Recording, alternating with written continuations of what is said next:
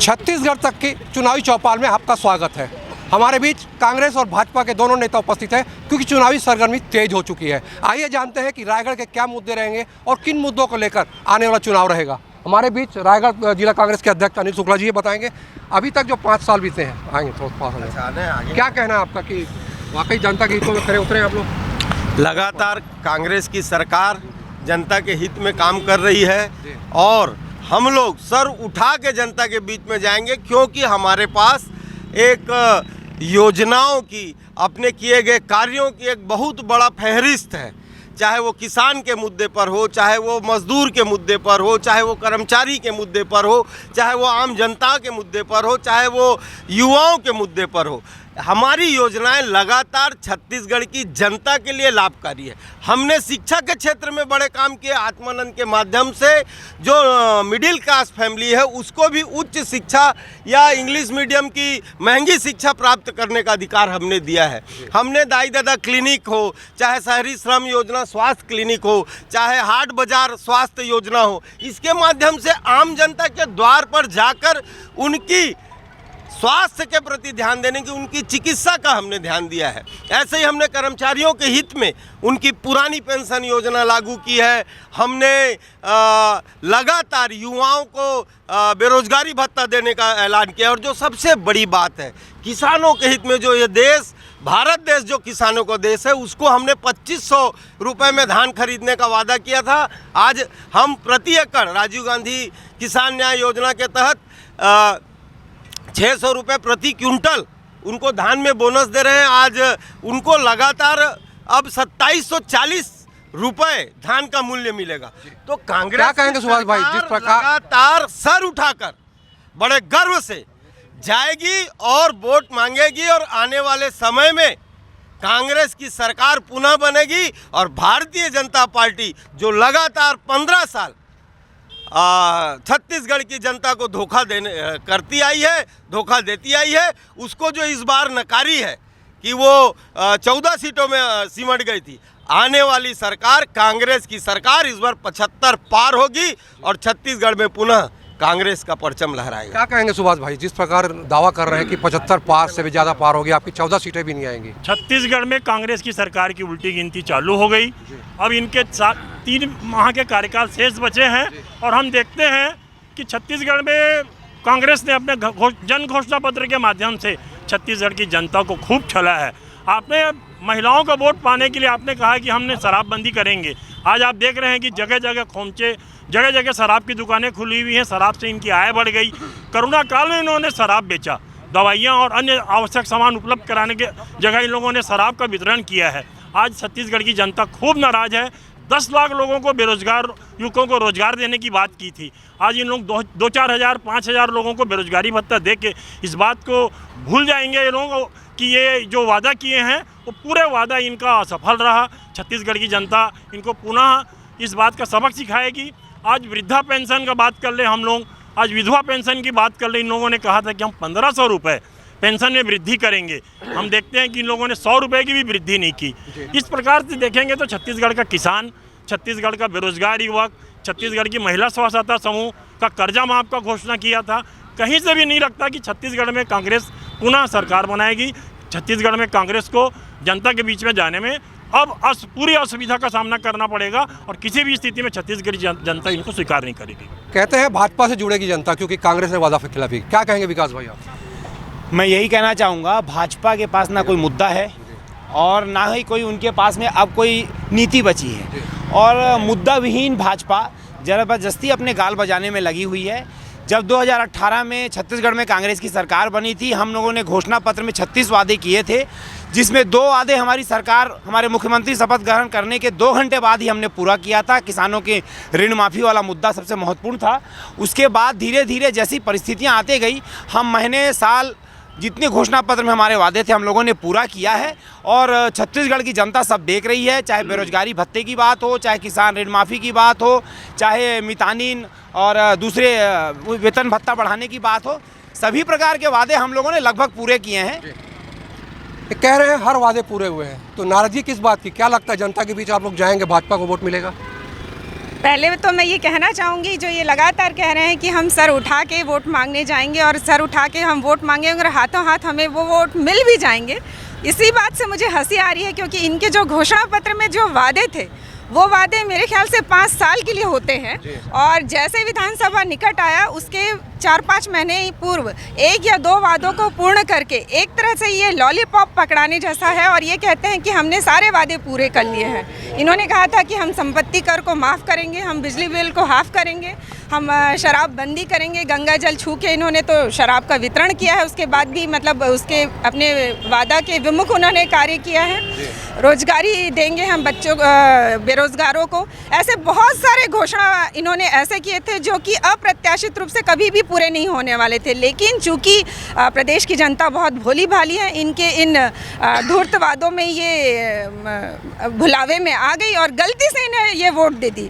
लेकिन प्रदेश की जनता अब समझ चुकी है कि अब ये इनके वादों में दोबारा नहीं आएंगे और निश्चित रूप से इस बार इनको इनके जो झूठे वादे के द्वारा जो इन्होंने कार्य किया है उसका परिणाम भुगतने के लिए तैयार होना पड़ेगा।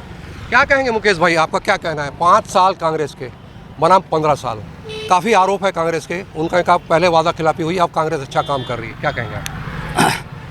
जनता मोह भंग की स्थिति में है। जो वादे इन्होंने किए थे वो वादे तो पूरे नहीं हुए, वरन एक विकास की जो आधार भूमि 15 साल में डॉक्टर रमन सिंह की सरकार ने रखी थी उसको अस्त व्यस्त करके रख दिया गया है कांग्रेस की सरकार के द्वारा।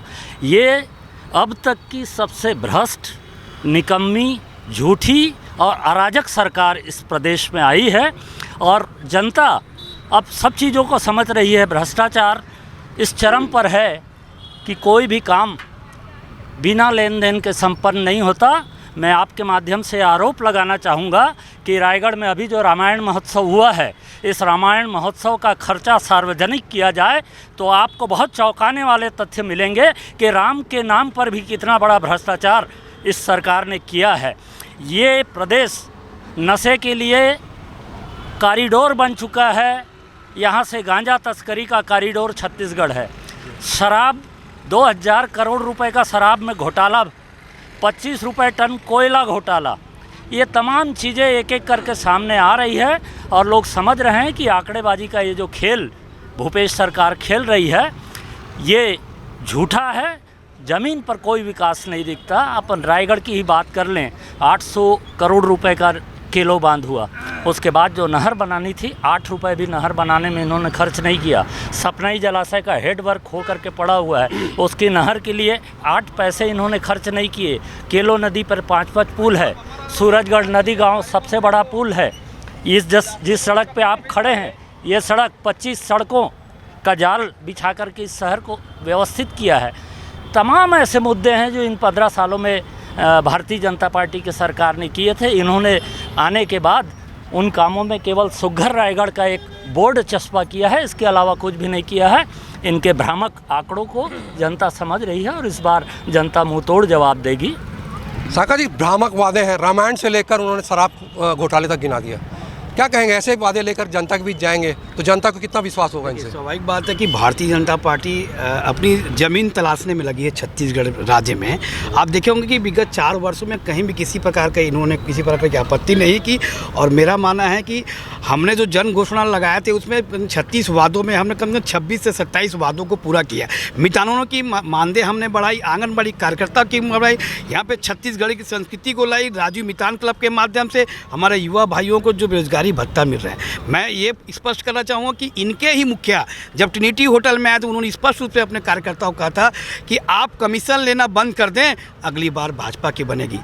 छत्तीसगढ़ में भारतीय जनता पार्टी ने 15 साल राज किया, उन्होंने छत्तीसगढ़ का दोहन किया। इसे छत्तीसगढ़ की भोली भाली जनता ने पूरी इसको नकार दी और आज छत्तीसगढ़ सरकार की प्रशंसा इनके केंद्र में बैठी सरकार कर रही है, जो इस बात को बताती है कि छत्तीसगढ़ की योजनाओं का डंका दिल्ली में बज रही है। और स्वाभाविक बात है, विपक्ष के हैं, आम जनता आप जाइए, आम जनता ने मन बना लिया कि अगली बार भी कांग्रेस की सरकार। आप देखिए कि हर क्षेत्र में काम हो रहे हैं, आज बड़ी खुशी की बात है। और जहाँ तक राम नाम का बात करते हैं, भारतीय जनता पार्टी केवल राम के नाम में राजनीति की है। आज इनको बड़ा पीड़ा हो गया कि जय सिया राम अगर छत्तीसगढ़ की जनता बोल रही है और हम ही सभी लोग बोल रहे हैं, केवल भारतीय जनता पार्टी राम का उपयोग करके केवल वोट ली आप जानते हो कि खाली भाई भाई को लड़ाने का काम करती है। और छत्तीसगढ़ में भूपेश बघेल जी की सरकार सर्वत्र विभाग में काम कर रहे हैं, चाहे शिक्षा का मामला हो, चाहे स्वास्थ्य का मामला हो। आप देखेंगे हर वार्ड में गाड़ियाँ लगती है, मेडिकल यूनिट के माध्यम से 150-200 लोग जाकर अपन फ्री में, माने उनका बोलते हैं ये है कि घर माने फ्री में आपको दवा, फ्री में एमबीबीएस डॉक्टर मिल रहे हैं। कितनी बड़ी सुविधा है। गरीब घर का बच्चा आत्मा इंग्लिश मीडियम पढ़ रहा है, इनकी पेट में दर्द होती है, इनके द्वारा आंदोलन किया जाता है। इसलिए कहा था कि छत्तीसगढ़ में सरकार पुनः कांग्रेस की बनेगी। सभी लोग कांग्रेस सरकार को सराहा जा रहा है। क्या कहेंगे राजेश भाई, जिस प्रकार एक दावे कर रहे हैं कि आने वाले टाइम में फिर से कांग्रेस की रिपीट सरकार होगी, 15 साल बना 5 साल शिवसेना नेता होने के नाते क्या कहेंगे आप? जी देखिए, कांग्रेस और भाजपा ये दोनों ही एक ही थाली के बैंगन हैं। ये लोग आम जनता की समस्या का निराकरण कभी नहीं करते, बल्कि एक दूसरे पर आरोप प्रत्यारोप लगा करके अपनी राजनीति की रोटी सेकते हैं। और शिवसेना हमेशा से इसी का विरोध करते आई है और आम जनता के लिए संघर्ष करते आई है। आज अगर हम छत्तीसगढ़ में बात करें किसानों की, तो किसानों की ज़मीनों को उद्योगों के नाम पे अधिग्रहण कर लिया गया, लेकिन उसमें आज तक उद्योग नहीं लगे, जिससे न किसान अब वहाँ पर फसल लगा पा रहे हैं और न ही बेचारों को कोई रोज़गार मिल रहा है। इस मुद्दे पर कभी न ही कोई भाजपा वाले बोलते हैं, न कोई कांग्रेस वाले बोलते हैं। ये स्थिति बनी हुई है छत्तीसगढ़ में। बेरोजगार वैसी परेशान है यहाँ पर। ऐसी स्थिति में अभी तक छत्तीसगढ़ में यह था कि एक जो टोकरी थी उसमें 2 सड़े सेव थे, कम सड़ा छाटना था जनता को। लेकिन इस बार अच्छे से सेव यानी कि शिवसेना भी टोकरी में आई है और हमें पूर्ण विश्वास है अब लोग शिवसेना की तरफ से समर्थन करेंगे। सड़े सेव में से जो सेव छाटेंगे वो अच्छे सेव छाटे जाएंगे, शिवसेना नेता का कहना है। कांग्रेस क्या कहेगी जनता के बीच जारी 5 साल के मुद्दे लेकर? बार बार आरोप लग रहा है कि भ्रष्टाचार भी है, शराबखोरी भी है, कमीशनखोरी भी है। क्या जनता मानेगी आप लोगों की बात? क्यों नहीं मानेगी? विकास का काम हुआ है। नरवा गुरवा बारी की बात करने वाले हमारे भूपेश बघेल जी सीएम साहब ने बहुत काम किया है। सरकार बनते ही किसानों का ऋण माफ़ हुआ। अभी देख लो, जो आंगनबाड़ी की कार्यकर्ता हैं 3000 से 5000 हो गया उनका, शिक्षिका का हो गया 5000 से 10,000 हो गया। मोदी सरकार ने क्या किया है, उनकी उपलब्धियां थोड़ा सुन लो। 365 रुपया गैस सिलेंडर, 1200 रुपया, 80 रुपया का सरसों तेल 200 रुपया, 60 रुपया का पेट्रोल 110 रुपया, 60 रुपया का डीजल 110 रुपया, राहर दाल 55-60 रुपया का आज 150 रुपया में बिक रहा है। ये है मोदी सरकार की उपलब्धि। बड़ा इंजन तो खड़ा है, पीछे वाला इंजन चला गया, अब बड़ा इंजन भी जाएगा और पीछे वाला तो आएगा भी नहीं। डबल इंजन की सरकार मोदी जी कहते हैं, एक इंजन चला गया दूसरा इंजन बाकी है। क्या कहेंगे आप? यहाँ तो छत्तीसगढ़ में अभी तक तो कुछ ऐसे नहीं दिख रहे हैं जो हमारे छत्तीसगढ़ में अच्छा से सुरक्षित है। हमारे बेटी बहनें जितना भी है, महिलाएं के ऊपर तो इतना ही अत्याचार हो रहे हैं, बलात्कार, ऊपर से इतना सारा वो हो रहे हैं, तो कहाँ से सुरक्षित है बताइए तो। और इतना मतलब गौठान के लिए बोलते हैं तो गौठान में तो इतना सारा, हम लोग तो शहरी गौठान देखने गए थे तो गाय मतलब कुत्ते का नसबंदी हो रहा है वहाँ। लो तो ऐसे ऐसे तो काम हो रहे हैं कांग्रेस सरकार में। गौठानों में कुत्तों की नसबंदी हो रही है, गौठानों में गाय नहीं है। क्या कहेंगे जज भाई? देखिए, भारतीय जनता पार्टी के पास मुद्दा नहीं है। कांग्रेस पार्टी माननीय भूपेश बघेल जी के नेतृत्व में लगातार छत्तीसगढ़ में विकास कर रही है।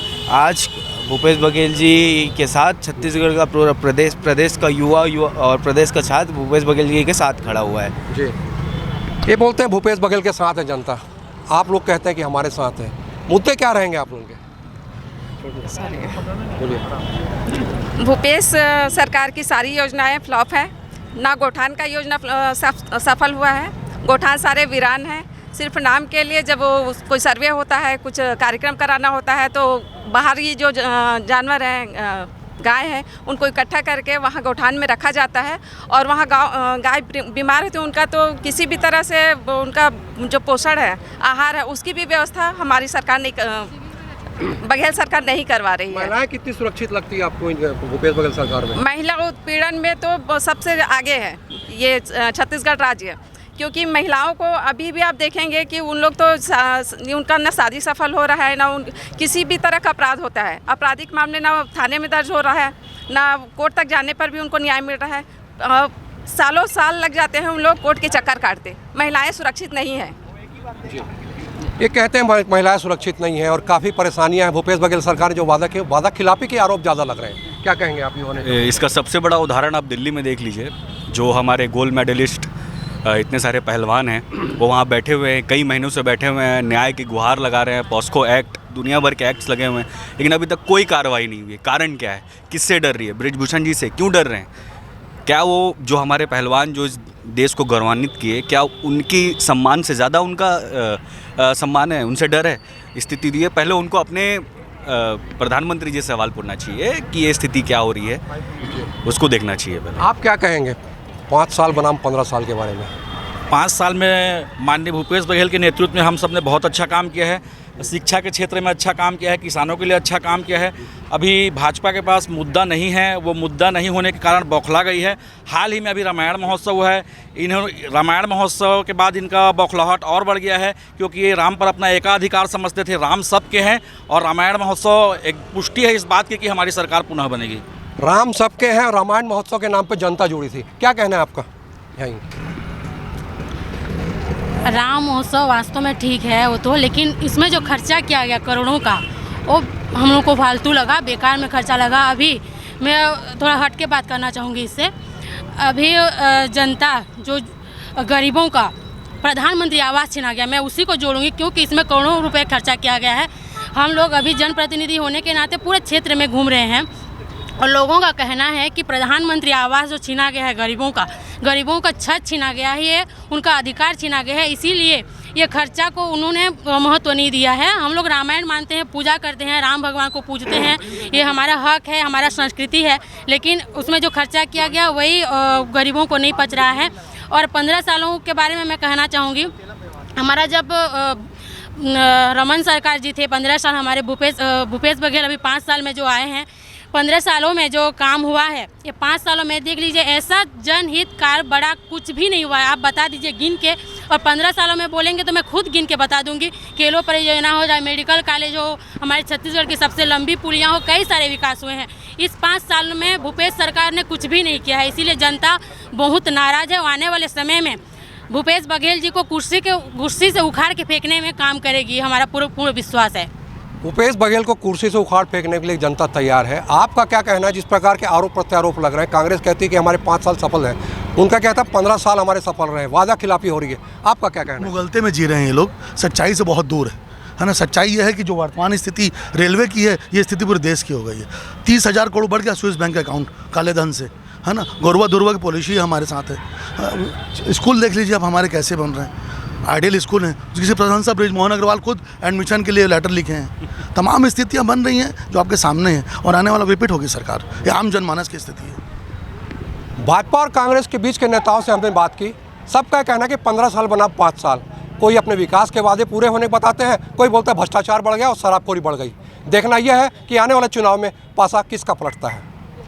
नरेश शर्मा, छत्तीसगढ़।